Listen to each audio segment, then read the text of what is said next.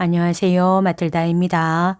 오늘도 이어서 하느님이시요 사람이신 그리스도이시 읽어드리겠습니다. 책과 저자 소개가 궁금하신 분은 동영상 아래를 참고하세요. 공생활 둘째 해 48장 다리케아에서 다볼산을 향하여 두 번째 과월절 여행. 예수께서는 이리 돌아오지 않겠다 라고 말씀하시며 베드를 보내시고 사도들의 앞장을 서시어 건너편에서 볼 때는 기름진 땅같이 보이던 지역을 건너질러 남남서쪽으로 보이는 산을 향하여 가신다. 사도들은 아름답기는 하지만 황량한 이 지방으로 해서 여행하는 것이 별로 마음에 내키지 않는다. 길에는 골풀이 깔려 있어 발에 달라붙고 갈대들이 우거져 있어 잎에 남아있던 이슬이 비처럼 머리에 쏟아지고 나무 혹들이 그 단단히 마른 덩어리로 얼굴을 때리고 흐느적거리는 수양버들 가지들이 사방에 늘어져 간지르며 단단한 땅에 난 것 같이 보이지만 반대로 발이 빠지는 물구덩이를 가리고 있는 음흉한 풀 무더기들은 갈퀴 덩굴이 얽히고 설킨 것에 지나지 않으며 어떻게나 빽빽하게 났는지 그것들이 태어난 장소를 가릴 지경이다. 사도들은 서로 눈으로만 이야기하면서 말없이 걸어간다. 그런데 예수께서는 수없이 많은 여러 가지 빛깔로 장식된 그 초목과 그 모든 꽃 가운데에서 놀라우리만큼 행복하신 것 같다. 꽃들 중에는 땅에 깔려 있는 것도 있고 꼿꼿하게 서 있는 것도 있고 올라가려고 달라붙는 것도 있고 아주 엷은 연 보라색의 가벼운 매꽃이 군데군데 박힌 예쁜 꽃줄을 늘어 놓은 것도 있으며 넓고 편편한 수련잎들 가운데 희거나 분홍이거나 파란 완전한 모양의 꽃뿌리를 벌리고 있는 습지의 물망초 수천 송이로 예쁜 파란빛 양탄자를 이룬 것들도 있다. 예수께서는 보드랍고 이슬이 진주같이 맺힌 습지의 갈대의 깃털 장식들을 감상하시고 에메랄드 빛깔의 베일로 물을 덮고 있는 뚝새풀의 섬세함을 살펴보시려고 넋을 잃고 몸을 구부리신다. 예수께서는 새들이 짖는 둥지들 앞에서 황홀해서 걸음을 멈추신다. 새들은 트레몰로로 멋을 부리며 기쁘게 왔다 갔다 하고 포롱포롱 날고 부리에는 건초 부스러기나 갈대에서 뜯은 털이나 이동하는 양떼들에게서 울타리에 걸려 빠진 양털 뭉치 따위를 잔뜩 물고 명랑하게 서두르며 집을 짓는다. 예수께서는 이 세상에서 제일 행복한 분인 것 같이 보인다. 악의와 거짓과 고통과 계략이 가득 찬 세상은 어디 있느냐? 세상은 모든 것이 향기롭고 빛나고 웃고 노래하는 파랗고 꽃이 핀 저 푸르름의 오아시스 저쪽에 있다. 여기는 아버지께서 창조하시고 사람이 더럽히지 않은 땅이며 여기서는 사람을 잊어버릴 수 있다. 예수께서는 당신의 행복을 다른 사람들에게 나누어 주기를 원하신다. 그러나 호의적인 대접을 받지 못하신다. 마음들은 그 많은 저기로 피로하고 격앙하였다. 그들은 그 저기를 침묵으로 사물들에게로 향하게 하고 선생님에게까지도 향하게 하는데 그 침묵은 꼭 소나기가 오기 전에 바람 한 점 없는 것과 같다. 다만 사촌 야고보와 열성당원과 요한만이 예수의 관심을 끄는 것에 관심을 가진다. 그러나 다른 사람들은 저기를 품고 있다고는 말하지 않더라도 그저 방심한 채로 있다. 어쩌면 수다를 떨지 않기 위하여 서로 말을 하지 않고 있는지도 모르겠다. 그러나 속으로는 말을 할 것이 틀림없고 해도 너무 많이 할 것이 틀림없다. 은빛 나는 작은 물고기를 가지고 암컷에게로 날아오는 살아있는 보석 같은 비둘기를 보고 지르는 더 생생한 감탄이 마침 그들의 말문을 열어놓는다. 예수께서 이렇게 말씀하신다. 아니, 이보다 더 예쁜 것이 있을 수 있느냐? 그러자 베드로가 대답한다. 더 예쁜 건 아마 없을지 모릅니다. 그렇지만 정말이지 배가 더 편리합니다. 여기도 물이 있기는 하지만 반대로 쾌적하지는 못합니다. 저는 이 정원보다는 선생님이 이곳을 그렇게 부르는 것이 마음에 든다면요. 이 정원보다는 대상들이 다니는 길이 더 좋겠습니다. 그래서 시몬의 의견에 전적으로 동감입니다. 하고 가룟 사람이 말한다. 대상들이 다니는 길은 너희들이 원치 않았다. 하고 예수께서 대답하신다. 아, 물론입니다. 하지만 저는 게라센 사람들에게 양보하지 않았을 것입니다. 저는 그곳은 떠났을 것입니다. 그러나 강 건너편으로 길을 계속해서 가다가 라와펠라로 해서 계속 내려갔을 것입니다. 하고 바르톨로메오가 투덜거린다. 그의 친한 친구 필립보가 말을 맺는다. 결국 길은 사람의 것이니까 우리도 그리로 지나갈 수가 있었습니다. 이 사람들아, 나는 몹시 괴롭고 몹시 혐오감을 느낀다.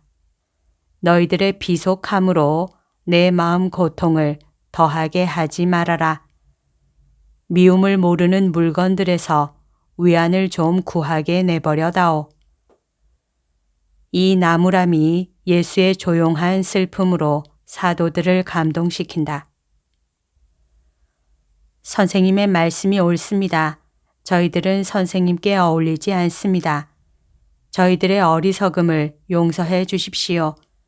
선생님은 거룩하시고 또 마음의 눈으로 보시기 때문에 아름다운 것을 보실 수가 있습니다. 저희들은 보잘것없는 육체들이라 이 육체의 말에만 귀를 기울입니다. 그러나 걱정하지 마십시오. 저희가 낙원에 있다 해도 선생님이 안 계시면 쓸쓸하리라는 것을 믿으십시오. 그러나 선생님을 모시고 있으면 아이고, 마음으로 볼 때에는 항상 아름답습니다. 말을 안 듣는 것은 몸뚱이입니다. 하고 여럿이 중얼거린다. 여기서 나가서 덜 시원하긴 해도 더 편리한 땅을 찾기로 하자. 하고 예수께서 약속하신다. 정확히 어디로 갑니까? 하고 베드로가 묻는다. 고통받는 사람들에게 과월절을 갖다 주러 간다. 나는 얼마 전부터 그렇게 하기를 원했지만 할 수가 없었다. 갈릴레아로 돌아가서 그렇게 했을 것이다. 우리가 택하지 않은 길로 해서 갈 수밖에 없게 되었으니 이제는 요나의 가엾은 친구들에게 축복하러 가겠다. 그렇지만 그러면 우리가 시간을 허비하게 되겠는데요. 과월절이 임박했거든요. 그리고 여러 가지 이유로 항상 늦어지게 되는 걸요. 또 다른 푸념의 합창이 하늘로 올라간다. 예수께서는 어떻게 그렇게 참을성이 많은지 모르겠다. 예수께서는 아무에게도 비난의 말을 하지 않으시고 이렇게 말씀하신다. 제발 나를 방해하지 말아라. 사랑하고 사랑을 받아야 하는 내 필요를 이해하여라. 나는 세상에서 사랑하고 하느님의 뜻을 행한다는 이 위안밖에 없다. 그런데 여기서 그리로 갑니까? 나자렛에서 가는 것이 형편이 더 좋지 않았겠습니까? 만일 내가 그 제안을 했더라면 너희가 들고 일어났을 것이다. 이 근처에서는 아무도 나를 믿지 않을 것이다. 내가 이렇게 하는 것은 무서워하는 너희들을 위해 하는 것이다. 무서워하다니요? 아, 아닙니다. 저희는 선생님을 위해 싸울 준비가 되어 있습니다. 너희들을 시험하지 마십사고 주님께 기도하여라. 나는 너희들이 싸우기를 좋아하고 앙심을 잘 먹으며 나를 공격하는 사람들을 비난하고 이웃을 모욕하는 궤벽을 가지고 있다는 것을 안다. 이 모든 것은 안다. 그러나 너희가 용감하다는 것은 알지 못한다. 나 같으면 나 혼자서라도 보통 길로 해서 갔을 것이다. 그리고 때가 되지 않았기 때문에 내가 아무 일도 당하지 않았을 것이다. 그러나 나는 너희를 불쌍히 여기고 어머니께 순종도 한다. 그렇다, 이것도 있다. 그러나 나는 바리사이파 사람 시몬에게 모욕을 주고 싶지는 않다. 나는 아무도 모욕하지 않겠다. 그러나 그들은 나를 모욕할 것이다. 그럼 여기서 어디로 해서 갑니까? 저는 이 지방을 잘 알지 못합니다. 하고 토마가 말한다. 다볼산으로 간다. 다볼산을 부분적으로 끼고 엔도르 근처를 지나 나임으로 간다. 거기서는 에스트렐론 평야로 가고 겁내지 말아라. 도라의 아들 도라와 조가나는 벌써 예루살렘에 가 있다. 오, 얼마나 아름다울까. 산 꼭대기 어느 지점에서는 큰 바다, 로마의 바다가 보인다고 하던데요.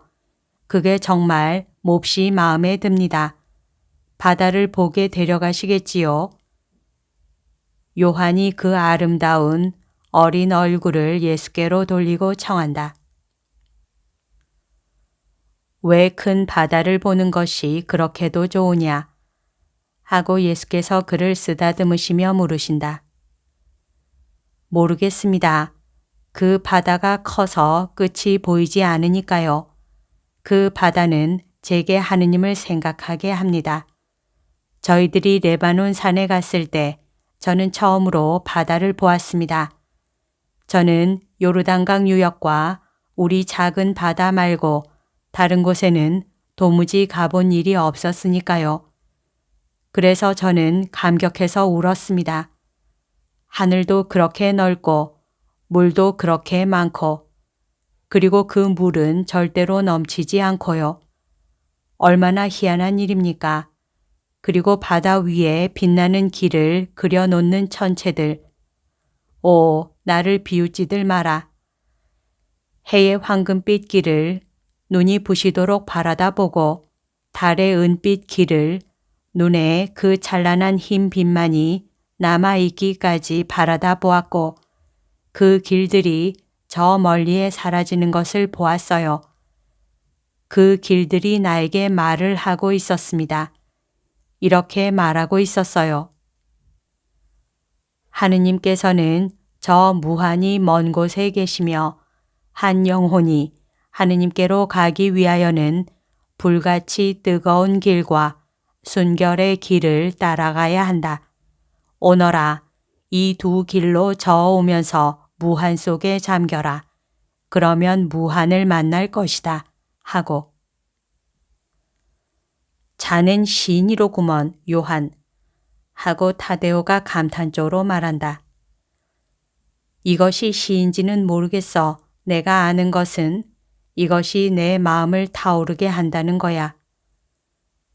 그렇지만 너는 바다를 카이사리아와 프톨레마이스에서도 보았지.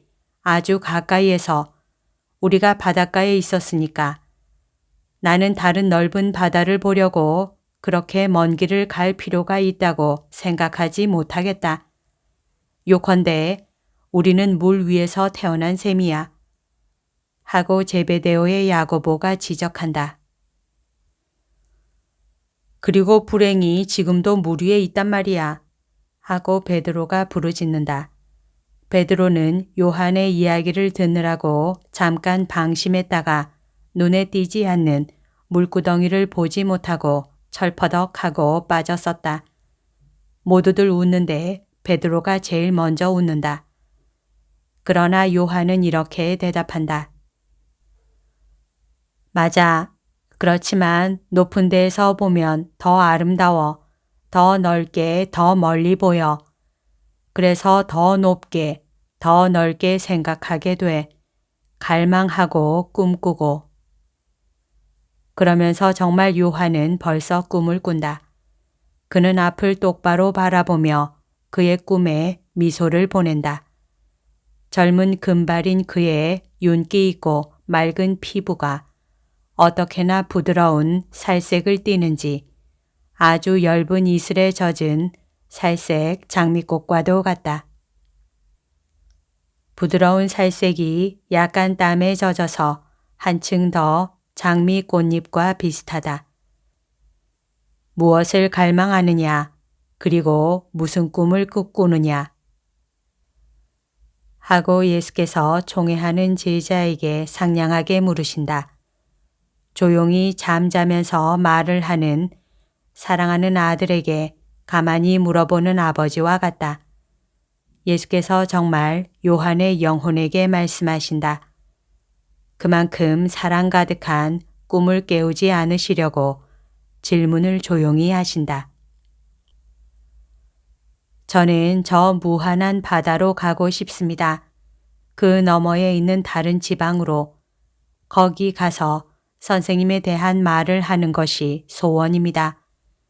저는 로마로 그리스로 어둠에 쌓여 있는 곳으로 가서 빛을 갖다 주고 어둠 속에서 사는 사람들이 선생님과 접촉해서 세상에 비치신 선생님과 일치해서 살게 하기를 갈망하고 또 갈망합니다. 저는 더 나은 세상을 갈망합니다. 선생님을 알게 해서, 즉 착함을 만들어내고 깨끗하게 하고 용맹하게 하는 사랑을 알므로써 그 세상을 한층 더 좋게 만들기를 갈망합니다. 미움을 초월하고 죄와 육신과 정신의 악습을 초월하고 황금을 초월해서 선생님의 이름으로 서로 사랑하는 세상을 모든 것 위에 선생님의 이름과 선생님께 대한 믿음과 선생님의 가르침을 높이는 세상을 만들기를 갈망합니다. 저 형제들과 같이, 즉 제 형제들과 같이 있고 하느님의 바다를 통해 빛의 길로 선생님을 전하러 가기가 소원입니다. 마치 전에 선생님이 하늘에서 오실 때 선생님의 어머니께서 선생님을 모셔온 것과 같이 제 꿈은 사랑 이외에는 아무것도 몰라서 고통 앞에서도 걱정이 없고 생각이 너무 많은 어른들의 기운을 북돋워 주기 위해 노래하는 어린아이가 되는 것이고 미소를 머금고 죽음을 향해 앞으로 나아가는 어린아이, 자기가 무슨 일을 하는지는 알지 못하고 다만 사랑이신 선생님을 향해서 간다는 것은 아는 사람이 가지는 겸손으로 영광을 향해 앞으로 나아가는 어린아이가 되는 것입니다. 사도들은 요한이 넋을 잃고 고백하는 동안 숨을 죽였다. 그들이 있는 곳에 그대로 멈춰 서서 마치 그의 마음에서 올라오는 격정을 베일로 가리듯이 눈꺼풀로 눈을 가리고 말하는 제일 나이 어린 동료를 바라다 보고 있다. 그들은 당신 제자에게서 그렇게도 완전하게 당신 자신의 모습을 다시 만나는 기쁨으로 변모하시는 예수를 쳐다본다. 요한이 약간 고개를 숙인 채 입을 다물었을 때 그 모습은 나자렛에서 천사의 아뢰을 들으실 때에 겸손한 마리아의 우아함을 연상시킨다. 예수께서는 그의 이마에 입맞춤 하시며 말씀하신다. 내가 이 세상에서 내 나라의 장래를 꿈꿀 수 있게 우리 바다로 가자. 주님, 그 다음에는 우리가 엔도르에 간다고 말씀하셨지요. 그러면 저도 기쁘게 해주세요. 그 어린아이의 생각에 대한 고민을 제가 없앨 수 있게요. 하고 가룟 사람이 말한다. 오, 너는 아직도 그것을 생각하고 있느냐? 하고 예수께서 물으신다. 아직도요. 저는 선생님의 눈과 동료들의 눈에 가치가 떨어졌다는 느낌입니다. 선생님과 동료들이 어떻게 생각하실까 하고 곰곰이 생각해 봅니다. 정말 아무것도 아닌 것을 가지고 머리를 피곤하게 하는구나. 나는 그 하찮은 일은 이미 생각도 하지 않게 되었고 다른 사람들의 경우도 틀림없이 마찬가지일 것이다. 내가 그 기억을 되살리는 것이다. 너는 애무만 받아 버릇한 어린아이다. 그래서 한 아이의 말이 너에게는 판사의 선고처럼 보인 것이다. 그러나 네가 두려워해야 할 것은 그 말이 아니라 오히려 너의 행동과 하느님의 심판이다. 그러나 네가 전과 같이 언제나처럼 나에게 소중하다는 것을 믿게 하기 위해 말하겠는데 너에게 그 기쁨을 주마. 엔도르에서 무엇을 보고 싶으냐? 그곳은 바위 투성이에 보잘것없는 곳인데. 나중에 말씀드리겠습니다. 그리로 데려가 주십시오. 좋다. 그러나 나중에 그 때문에 괴로워하지 않도록 조심하여라. 이 사람이 바다를 보는 것 때문에 괴로워할 수가 없다면 저도 엔도르를 보는 것으로 손해를 입을 수는 없습니다. 보는 것으로? 아니다. 그것이 아니고 내가 보면서 보려고 힘쓰는 그것에 대한 욕망이 너에게 해를 끼칠 수가 있는 것이다. 그러나 가기는 간다. 그들은 다볼산 쪽으로 가는 길을 다시 걷기 시작한다. 다볼산의 덩어리는 점점 더 가까이 보이는데 땅은 질척질척한 모습이 사라져서 단단해지고 초목이 성기어지며 키가 더 큰 초목들이나 새로 돋아나는 잎들과 일찍 피는 꽃들로 화려하게 장식된 산사나무와 가시나무 덤불들이 대신 나타난다.